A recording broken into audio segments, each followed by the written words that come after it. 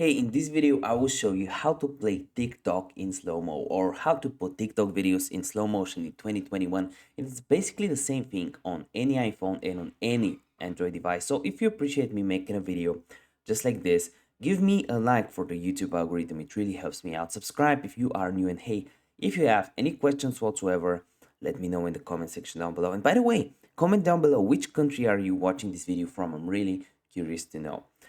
So what you want to do here is actually go on TikTok, find any video that you would like to see. For example, this one, you want to click on the three dashes and then click on save video down below. When it's saved, what you want to do is go on Google and just type in easy GIF or easy GIF video speed and go to the first link.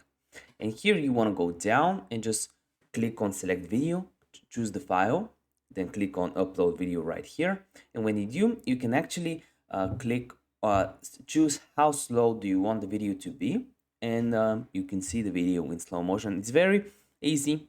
There's no charges. The easiest way I found online. If this video helped you out, give me a like and I want to see you in the next one. Bye.